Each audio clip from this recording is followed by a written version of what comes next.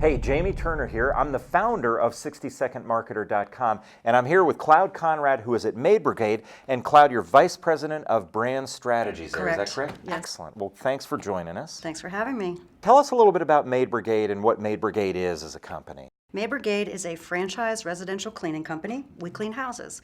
That's what we do on paper. What we really do for our customers is a little broader than that. We like to, and it's really in our mission statement, describe the work that we do as helping to improve the quality of lives of the customers that we serve. Interesting. So that's kind of a story, isn't it? That when you improve the lives of the customers you serve, you're really going beyond just the tactical side of what you do and getting into how we improve people's lives. Tell us a little bit about, kind of your journey in terms of figuring out that story and what you did with it and how you apply it across a bunch of different platforms. Well, I guess ever since I started working at Maid Brigade, I've been trying to get the company to think of ourselves as a hospitality brand, more so than anything. And that has to do, I guess, with the personal nature of the work that we do. It's rather intimate, if you think about it. Yeah. When I think it really came more clear when we made the decision to convert to a green cleaning company. We were the first, and we did that sort of for environmental reasons, but not really. I mean, we really did that because we became aware of the health hazards that can be associated with traditional cleaning products for the benefit of our employees as well as our customers and their children and their pets. And when we adopted green, the teams, the house cleaners actually loved it. Customers liked the aspects of it that were health oriented. To be honest, they are, at the end of the day, if the house isn't clean, they don't really care, if it was safer or not for them. But through the course of that work and the consumer advocacy work that went along with converting to a green cleaning regimen, we really realized that there was something much bigger that we were, providing for our customers.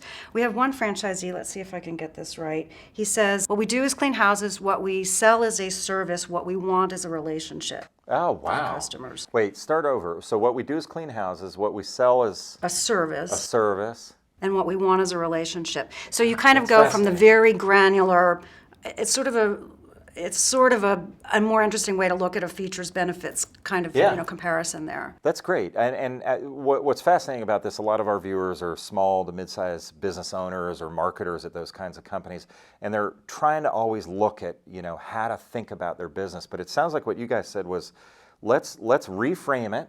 Let's think of ourselves as kind of hospitality because it's a related kind of entity, but also the driving force behind it, if I understand, was the starting point was the green cleaning, and then you said, well, let's explore that a little bit further and talk about that as our story. That's fascinating. Well, we kind of went into it from a straight production standpoint, but then we realized, wait a minute, we are doing more for our customers than just clean their homes. And again, that with the consumer advocacy initiative. And I guess I have to parenthetically add for your viewers that when we converted to green cleaning in 2007, our research told us that the market really wasn't ready for it yet. But we decided that we needed to lead the industry with this because it was such an important topic. Wow. In order to... We then had to, prime the pump. We had to create demand for green cleaning because consumers really weren't asking for it yet. Yeah. And that's where we started with the consumer advocacy, which is allowing the public to have the information that they need to make the choices that they want to, informed choices, for their families. So what I love about that is you're leading the industry. You're saying this is not a big need now, but it's gonna be, and it's also a differentiator for our brand. So let's go in and lead it. And it also, I would guess, reframes things because as a consumer, you're going, I would imagine your industry's price driven an awful lot. And so you're saying, look, here's why we're better and bringing more value to the price. And you're changing the equation from it being solely about price. And I know you guys are reasonably priced, but you can change the conversation, I guess, to something slightly different. We, as an industry, not us as a brand, but we do participate in it. As an industry, we are in a self-perpetuated price war. And it's a very competitive industry. It's interesting. It's not sexy at all, but it's a very competitive industry and has tended to become, because of the price-value continuum and the price wars that we're participating in, more of a commoditized, strip out what services people don't want so we can keep a price point that is competitive in the marketplace. So all of us are struggling with this. I go to conferences annually, and I find from my competitors that we're all struggling with the same problems. I guess I would add that, any kind of price selling today is a very dangerous business. Yep, because eventually you can only squeeze the margin so far, and then you're out of business. Go ahead. You go. Because I do have a question about kind of getting the story out there. One of the things that we talked about is if we've got people who are trying to learn practical tips. Now, I know you've been in the business enough years that you've had successes, you've had failures. On either side of that equation, what are some things you've learned during your journey that might be stuff that people can apply to their businesses? I think what's really been a success for us, and timing is everything too, has been creating a story, a narrative around our brand that is focused on the consumer health advocacy. We in 2007, content wasn't king at that point in time, and the brand story wasn't really very important, but we have one. And in our consumer health advocacy, we've built a lot of educational, informative, and even entertaining assets in order to help the public understand this issue so they can make the best choices.